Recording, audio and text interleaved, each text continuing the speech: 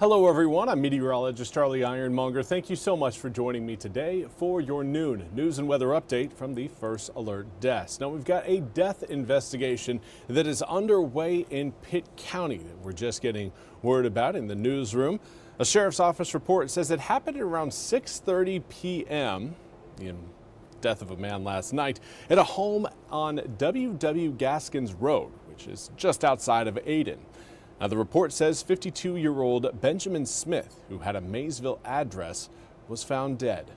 The sheriff's office is expected to release more information on this case coming up later on today.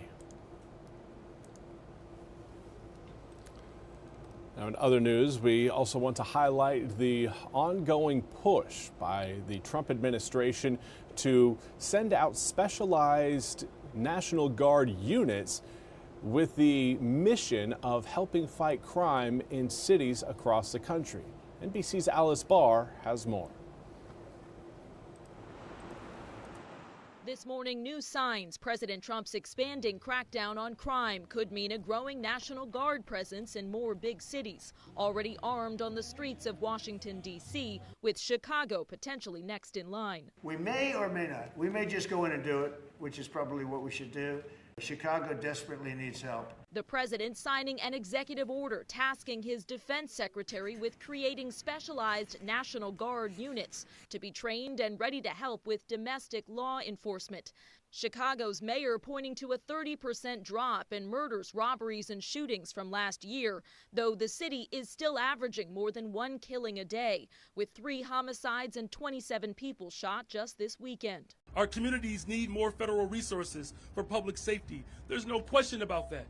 But unsolicited, unwarranted military takeover is not needed. The Illinois governor calling the potential takeover a dangerous power grab, and referring to President Trump as a wannabe dictator, the president pushing back. A lot of people are saying maybe we like a dictator. I don't like a dictator. I'm not a dictator.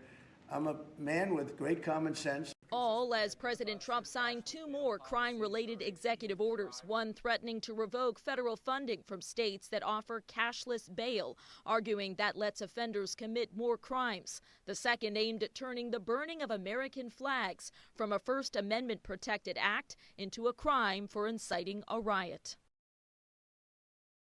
In Washington, Alice Barr, NBC News.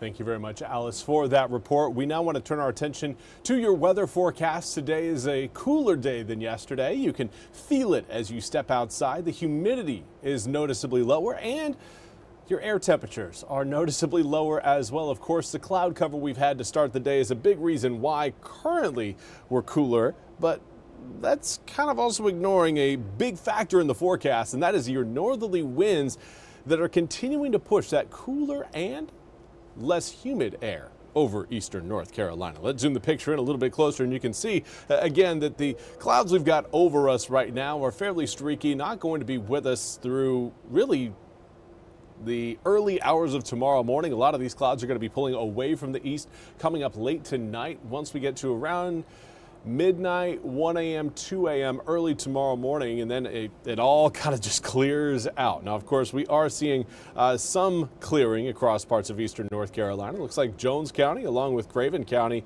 southern Beaufort, enjoying plentiful sunshine at this hour. Air temperatures are starting to warm up, getting closer to the 80-degree mark for many inland areas. Some of us along the coast already there. 81 degrees right now in Elizabeth City, 80 in Hatteras, 82 in Stumpy Point. Overall, again, feeling quite comfortable thanks to the lower humidity. Dew points now across the board below 70 degrees. That is something we don't usually get to see in August. Now, granted, we are getting quite a bit closer to the September than July. We're right around the corner to Labor Day coming up this upcoming Monday.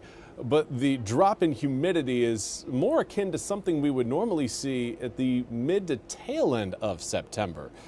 We are again enjoying this nice dry stretch, if you will. Right now, over the past 24 hours, most of eastern North Carolina has seen dew points drop between around 7 to 13 degrees. That is a significant margin. Now, again, those of you watching closer to the Pamlico Sound, not seeing the same sort of drop as areas closer to I-95, but not to worry. It's coming. That cooler air still working its way down across all of eastern North Carolina. If you are, again, still experiencing air that you consider to be just a little bit too humid for you, these northerly winds, again, are going to continue here over the next few days. And so long as they hold out of the north, we will maintain that lower humidity level. And that's what we're going to be seeing coming up not only for today and tomorrow, but most likely through Thursday and Friday as well. Yeah, those winds will kind of shift and dance a little bit, but we'll see anywhere from a northwesterly wind to a northeasterly wind, which essentially kind of keeps that northerly direction very much intact and, again, keeps that humidity from rising. That's something we don't need to see. It's just more humidity. Now, of course, as we head into the overnight hours, those winds will become a little bit more variable as they go quite a bit calmer, but as winds pick back up during the daytime hours, again, we will see a lot of that northerly wind flow hold. Now, for this evening and afternoon, we may catch a few isolated spot showers around the Albemarle Sound, around the Pamlico Sound and the Outer Banks, but nothing, again, that's going to be widespread, and certainly nothing that's going to be kind of difficult to handle or interrupting anyone's daytime plans.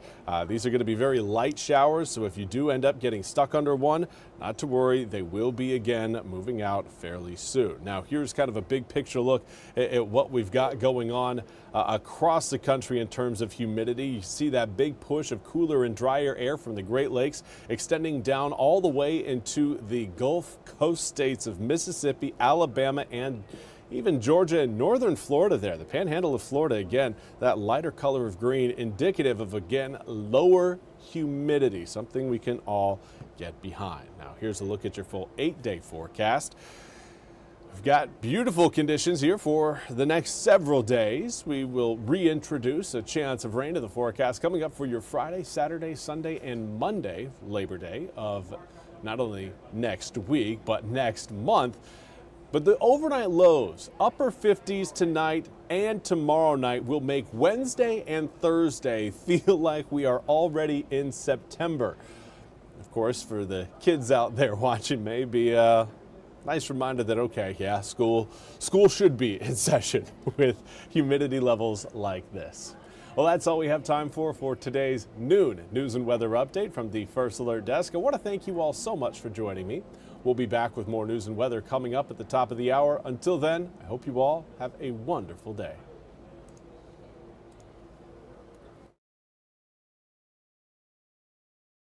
This hour of the WITN First Alert Desk is sponsored by Supreme Choice.